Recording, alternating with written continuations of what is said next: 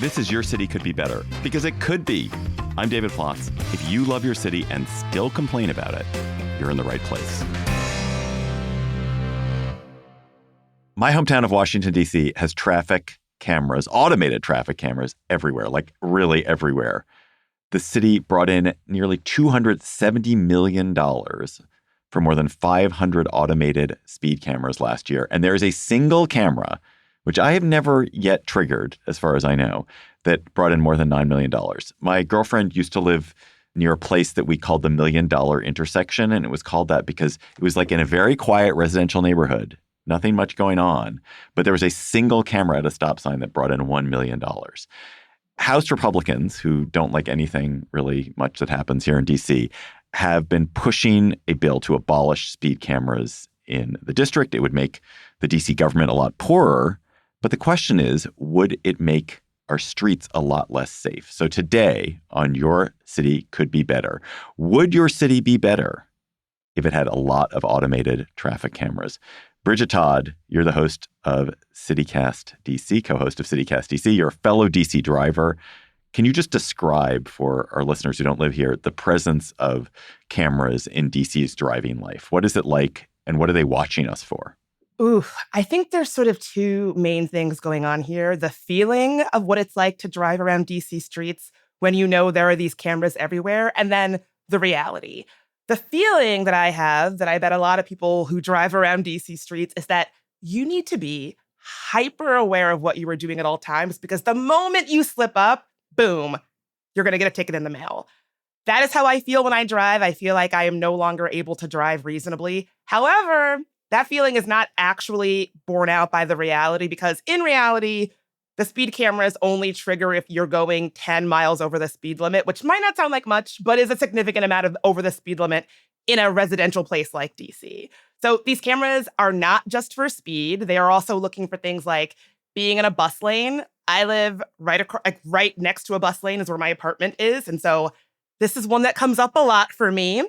Also, red light cameras, stop sign cameras to catch for things like rolling stops, and even cameras that dictate where large trucks can go. So it's not just about speed. Oh, I did not know there's a large truck one. Yes, I only learned that from doing research for this conversation. Yeah, the rolling stop sign one is amazing. And there's a block near Tenleytown where I remember a friend telling me, oh, one of these stop signs has a trigger on it. It's a really fast trigger. You got to stop there for 3 seconds. So every time I drive in that neighborhood, I stop everywhere for like 1, 2, 3, 1, 2, 3. That's a lot of different cameras. What's funny is that I remember when they first started rolling out the stop sign cameras, there was somebody on Twitter who said, I completely stopped. This is outrageous. And then they attached the video that the city sent them. And it's like, well, that's clearly that's a rolling stop. I think it illustrates how when you're the one behind the wheel, in your mind, you think, oh, I stopped. And then you get the picture, you see the evidence, and you're thinking, oh, well, okay, maybe they got me on this one. Was just doing the math as you were talking. I was just thinking about this. It is basically $500 or $400 for every resident of D.C.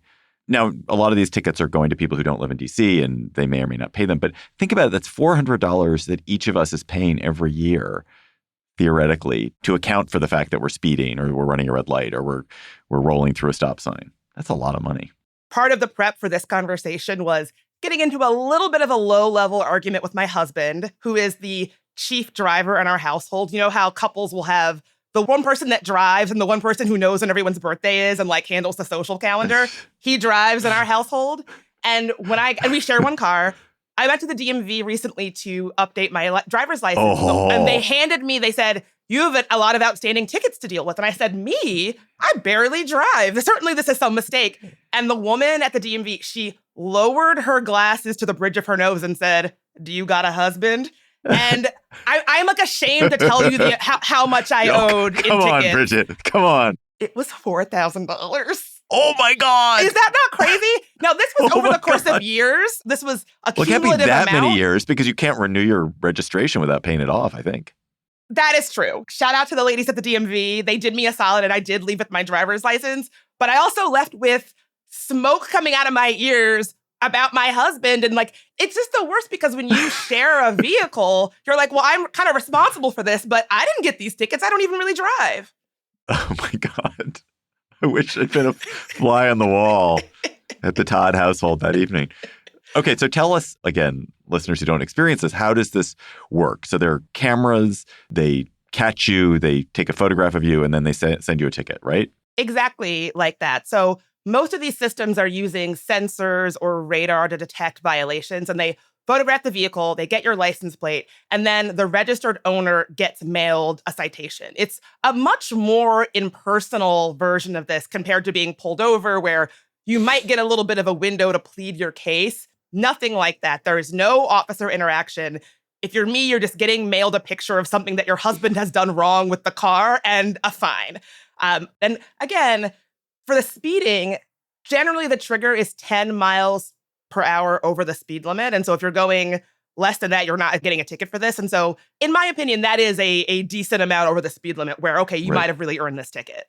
Right. The rolling stops are the one that I get annoyed with. So the stop sign, where if you roll through it, you don't stop 1, 2, 3 at the stop sign, and then you roll through it and you get a $50 ticket, $75 ticket. That annoys me because I think most stops signs, you can see, oh, is there anyone there? No one's there. Let's just go.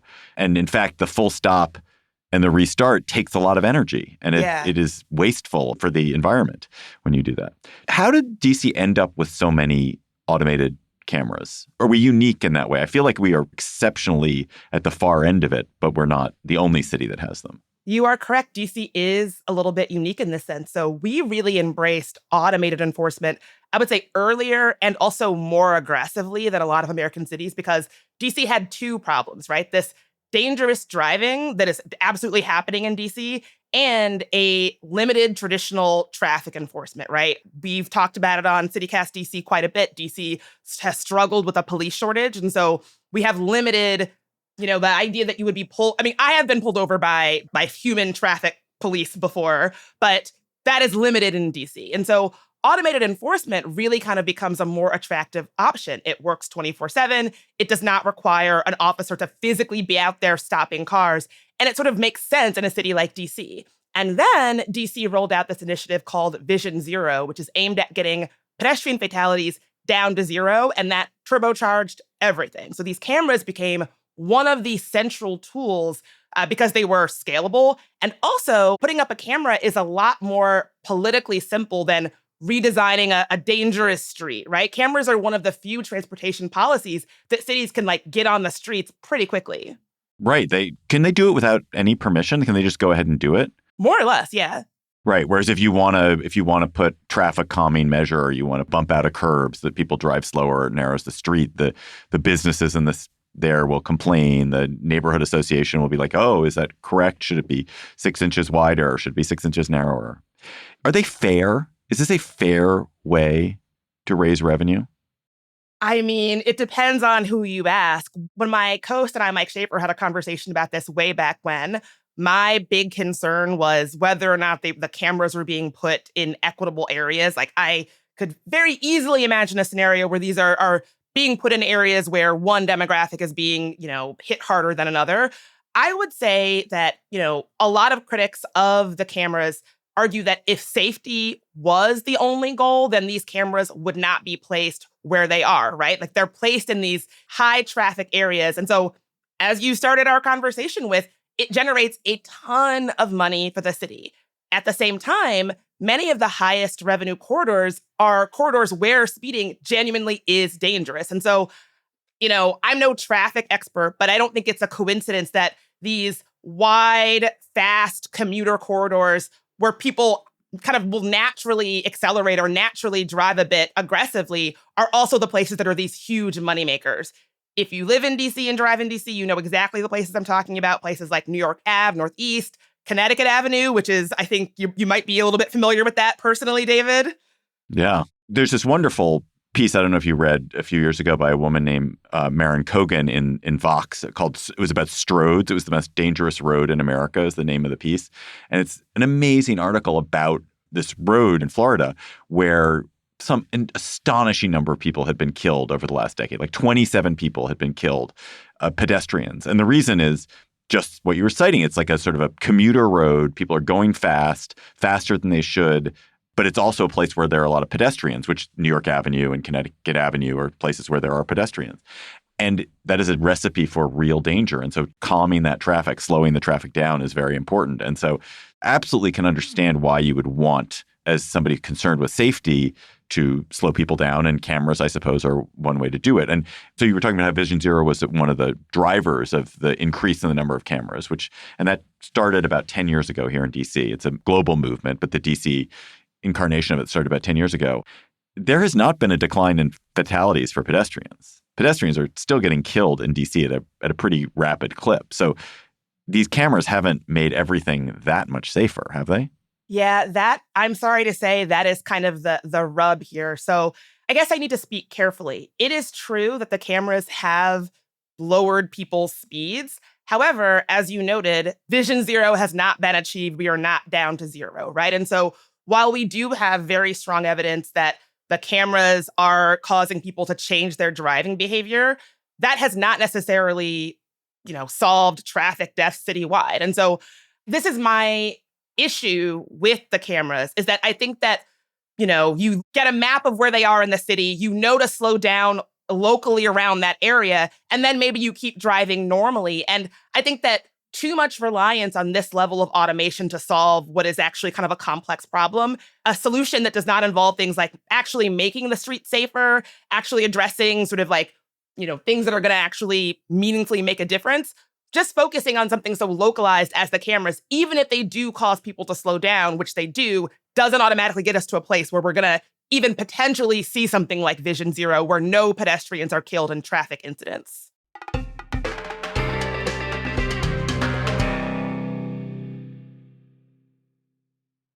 All right, it's time for our weekly segment, Banking Outside the Box with Oak Bank, with the sponsor of this episode, Oak Bank.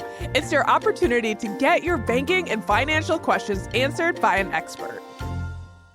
This is Stephanie East, Treasury Management Officer at Oak Bank, and this week's question is, what sort of tools should customers look for in a banking partner to ensure they are protected?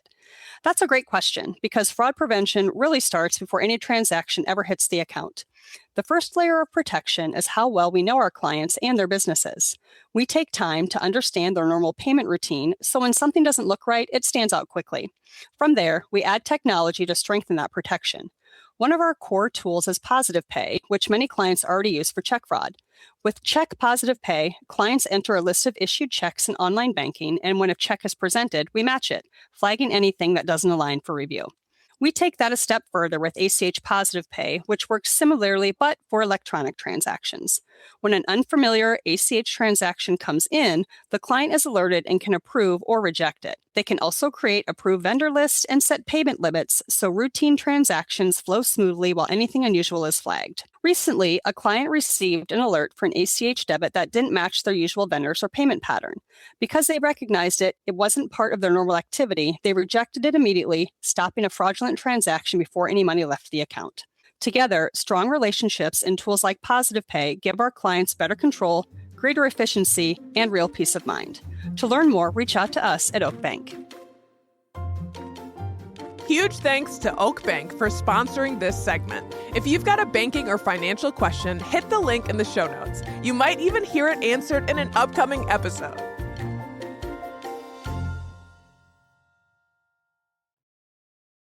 I wonder if you look at DC's results with its automated cameras and the results of other jurisdictions, whether you'd see more improvements in other jurisdictions. And the reason I mention that is that one of the unique aspects of DC is that it is surrounded.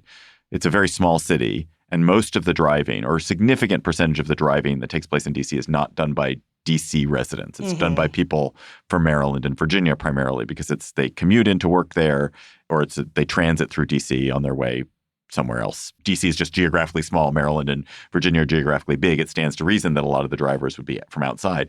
And the people who are non-DC drivers, when they get tickets, have no actual obligation to pay. And so we have these terrible examples of people who accumulate hundreds of thousands of dollars sometimes in unpaid traffic fines, but there's no mechanism that DC has that's effective to collect that revenue. And so even if you make it safer in the sense that DC drivers are like, oh, that really, like Bridget's husband, I really had to pay that money. That's going to make my behavior change. It may not be affecting the behavior of people from Maryland and Virginia who are dominant drivers or prominent drivers in the city. And I wonder if that's different in a city where all the drivers are from the same state and you can enforce equally. I don't know if you remember, I think this was back in April when there was that horrible accident where I think it was in Shaw. It ended with a bus crashing through a restaurant.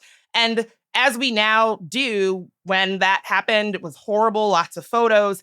And people got photos of the license plate of the car that was at the center of this accident. It was a Maryland driver with tons of outstanding DC tickets. And on top of that, people were saying, well, this particular street, people have been complaining about how dangerous this particular street and intersection is for a long time. And to me, that was an interesting intersection of both of these issues. It's like a shortcoming of the system that we have now, and then layering in the fact that maybe this intersection is just designed in a way that makes people prone to dangerous driving. Right. It feels like the automated traffic cameras, as you say, they do seem to make people drive a little bit slower. But if you really wanted to make cities much safer, the two things you would do is you would target the serial lawbreakers, the serial speeders, the serial reckless drivers. You would target them and really make a very strong effort to keep those people off the streets, like yank their licenses, put them in jail because they're so dangerous. That's one thing. And the other thing is you would make the streets themselves calmer by more speed bumps, like narrowing the streets themselves, just generally making them less speed friendly and, desynchronizing lights, things like that. But in the absence of doing that, because as you say, those are both hard tasks to do. In the absence of doing that, the city is going for speed cameras. In your case, have the automated cameras changed your behavior? It has changed my behavior, but again, I have a map in my head of the cameras and I slow down in those areas. And I will say that in my research for this, I found that there is some evidence to suggest that people who are constantly getting these automated tickets, that is also connected to dangerous driving down the line. And so there's some idea that maybe this can not just be about people, whether they're lowering their speeds when they see the cameras. Is the city able to create this network identifying potentially risky drivers and risky driving behavior and who's going to be more prone to that? Such as your husband. Yes. No, he drives like that song Black Betty is playing in his ears at all time. We could just be going to Whole Foods and he's driving some people are just like that, I think. I don't even know what that means. I don't know what the song Black Betty is, but it's like a very fast-paced classic rock song. Okay. It's like this kind of song that would be used in a chase sequence in a 70s movie. Huh. All right, Bridget, let's bring this home. Why are Republicans and Trump-aligned Republicans in particular targeting DC's cameras? It's just that they're annoyed about getting tickets, right? It's not that they actually think, oh, this will make the city safer, or there's no good ethical or public policy reason to target them, is there? I can sort of speak a little bit to this. I can tell you that Representative Scott Perry, for him, it's just annoyance about getting tickets. So as you said, in March, the House Oversight Committee advanced a bill that would prohibit these kinds of cameras in D.C. Bills like this have been around for a while, but this came at a time where D.C. was getting broader interference about the way that it governs itself. And so I read this piece in the 51st that reported that Representative Scott Perry from Pennsylvania admitted that he has been hit with these traffic camera tickets while driving in the city, and that was part of the impetus for him introducing this legislation that would get rid of them in the city. He said, quote, "My goal is to bring driving autonomy back to the district, not only for the people that live there, but for the people that visit. These cameras are a shameless money grab that continuously deter tourists, aggravate commuters, and attack and defraud local residents with hundreds of dollars in fines." And so that, to me, sounds like somebody who was annoyed by getting some tickets in the mail. So what could your city could be better, listeners, and other cities take away from our conversation to make their own city better? Should they be pushing for more cameras, or no, if the cameras are not the answer, they should be pushing for other measures? I would say it's a little bit nuanced. The biggest takeaway is probably that traffic deaths are not random accidents. Cities can influence them through good policy and good design. Also, cameras do appear to help reduce dangerous and risky driving in specific places, especially when we're talking about speeding. But I would say the deeper lesson to take from DC is that this kind of automated enforcement alone is clearly not enough, because we have not reached this vision zero where there's zero traffic fatalities. And so if cities really do want fewer deaths, they need safer street design, they need slower road geometry, they need, protected pedestrian infrastructure, better transit. All of these systems that help deal with dangerous drivers, the kinds of things that sometimes are politically difficult and expensive and that take a little bit of work to get through, cameras can be part of the solution. They're just not the only solution.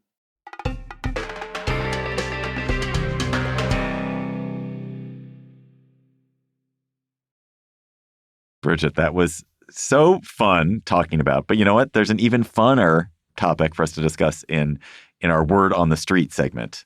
And I'm going to let you lead this because this is really your territory. So I'll start with one word. That word is raves. Yes, I am what you might describe lovingly as a rave rat. I enjoy a good rave. I've been to all manner of, from illegal warehouse raves to like more organized raves. DC is actually having like a pretty good moment when it comes to house music and raves and EDM and all of that. We've got clubs like Flash and Echo Stage that bring national acts to the district. Also, we had a pretty big, exciting moment when Project Glow had this massive block party right out on Pennsylvania Avenue in front of the Washington Monument with one of the world's biggest house music DJs, Chris Lake. This happened in April, and it was a huge success. And Echo Stage, one of our house music, electronic music clubs in DC, was just ranked as one of the world's best places to see EDM. Mind you, this was above legendary global clubs like Bernheim in Berlin, which is number 21, and Ministry of Sound in London, which is number 24. Echo Stage here in DC was number 5 on the DJ Mag list. So we're definitely having a moment. Is there a rave every night in DC if I wanted to go to a rave? Or is it really just Friday and Saturday? I would say, depending on your comfort level, there is a rave every night. If you're fine to be in a kind of potentially sketchy, dank place, you can find a rave every night. I am not fine doing that. Also, I like to go to bed like at 10. So what kind of a rave's now totally inaccessible to me? Oh, I have the perfect place for you. So this is my segment where I convince David Plotz to go to a rave.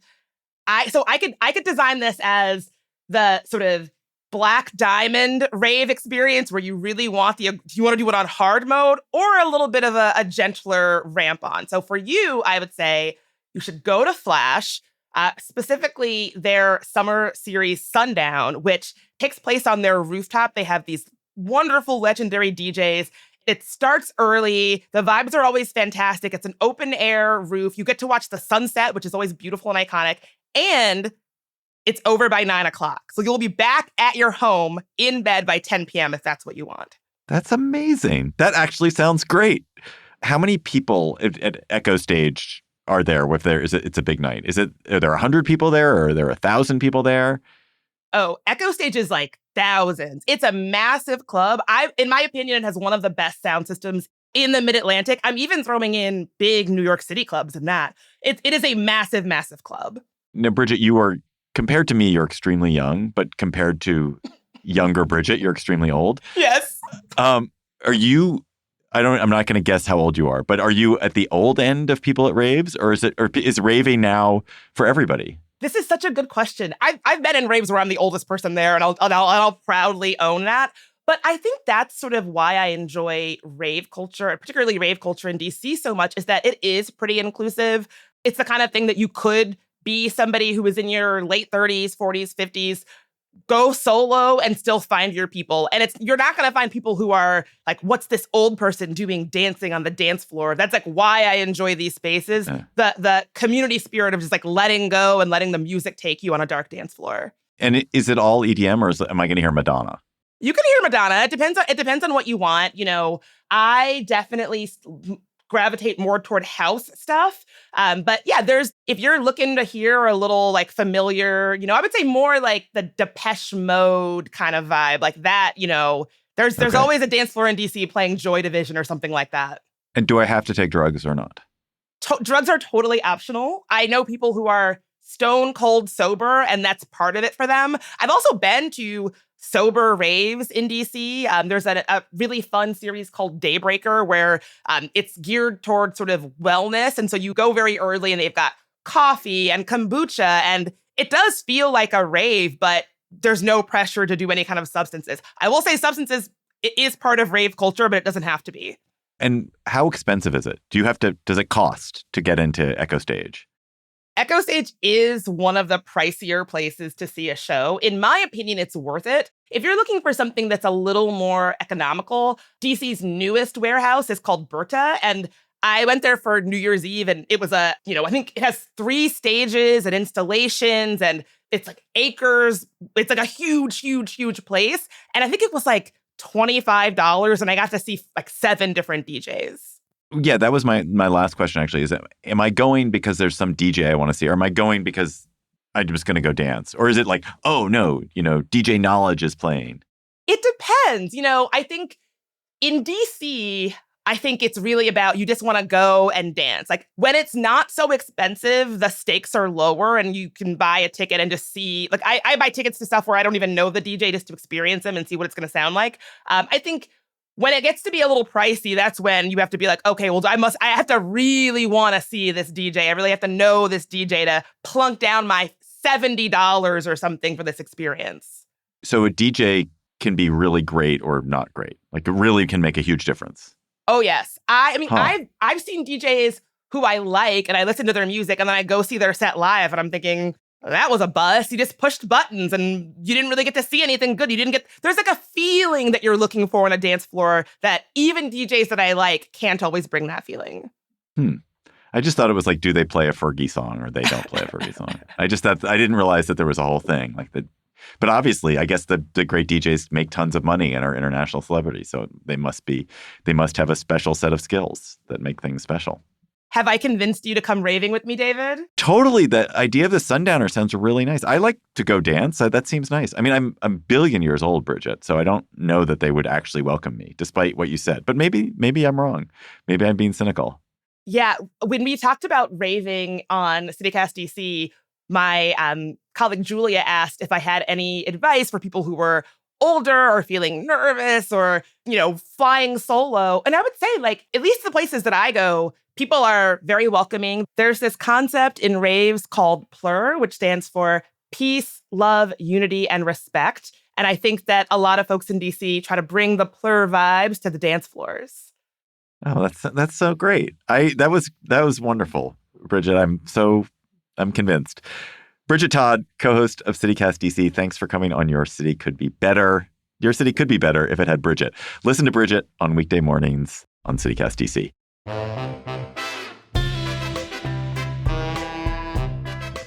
That is all for today's episode of Your City Could Be Better. I'm your host, David Plotz. And our producers this week were Lizzie Goldsmith, Priyanka Tilve, Bridget Todd, and Annie Reese. Our music is by Carl Christensen. Is it rave music? I don't know. Bridget will now dance to it. If you are enjoying the show, why not tell your friends, rate the show, and leave us a review wherever you get your podcast. We'll be back next week with another conversation about how your city could be better. See you later.